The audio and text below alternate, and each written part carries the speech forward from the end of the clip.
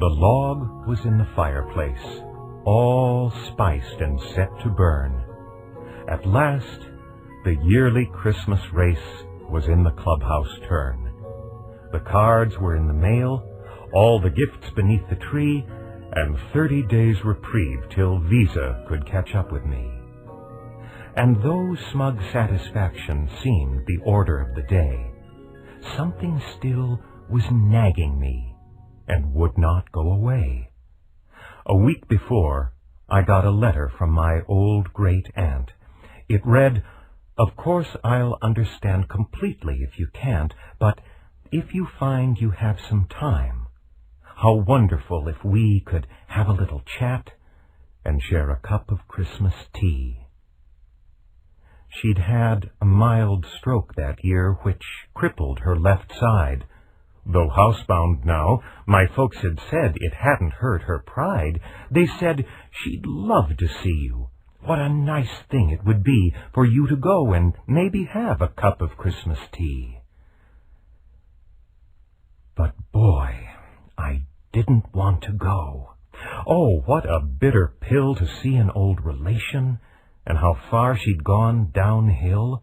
I remembered her as vigorous, as funny. Christmas Eves when she regaled us half the night. I didn't want to risk all that. I didn't want the pain. I didn't need to be depressed. I didn't need the strain. And what about my brother? Why not him? She's his aunt, too. I thought I had it justified. But then, before I knew the reasons not to go I so painstakingly had built were cracking wide and crumbling in an acid rain of guilt. I put on boots and gloves and cap, shame stinging every pore, and, armed with squeegee, sand and map, I went out my front door. I drove in from the suburbs to the older part of town. The pastels of the newer homes gave way to gray and brown.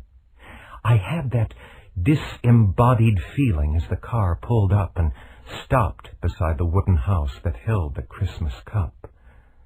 How I got up to her door, I really couldn't tell. I watched my hand rise up and press the button of the bell. I waited, aided by my nervous rocking to and fro, and just as I was thinking I should turn around and go, I heard the rattle of the china in the hutch against the wall. The triple beat of 2 feet and a crutch came down the hall, the clicking of the door latch and the sliding of the bolt, and a little swollen struggle popped it open with a jolt. She stood there, pale and tiny, looking fragile as an egg.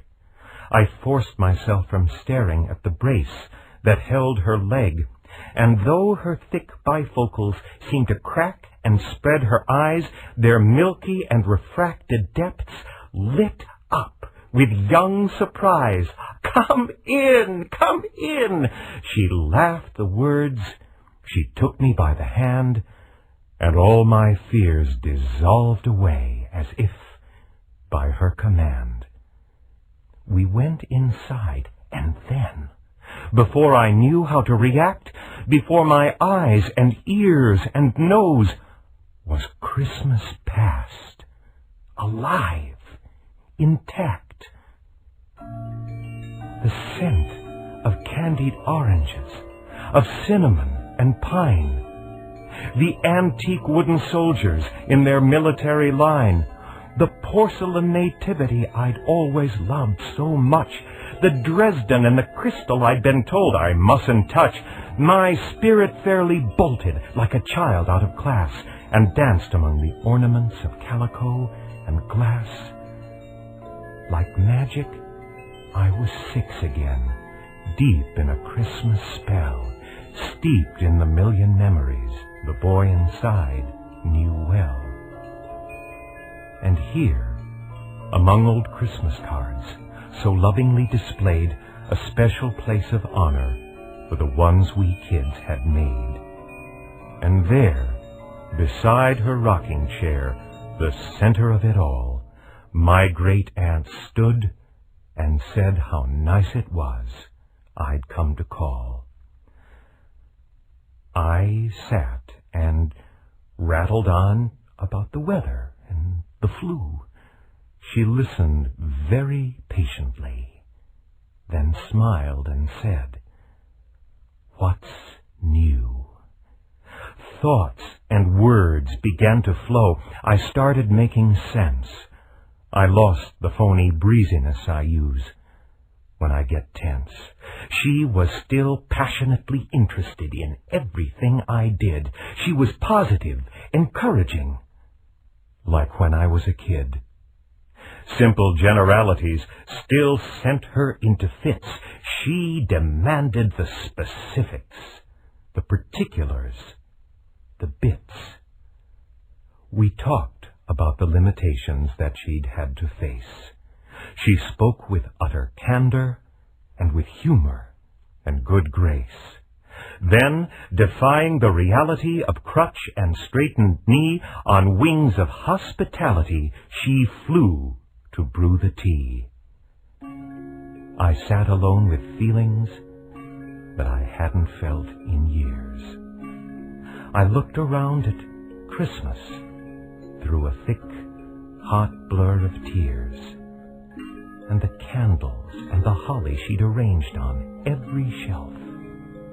The impossibly good cookies she still somehow baked herself, but these rich, tactile memories became quite pale and thin when measured by the Christmas my great-aunt kept deep within. Her body halved and nearly spent, but my great-aunt was whole.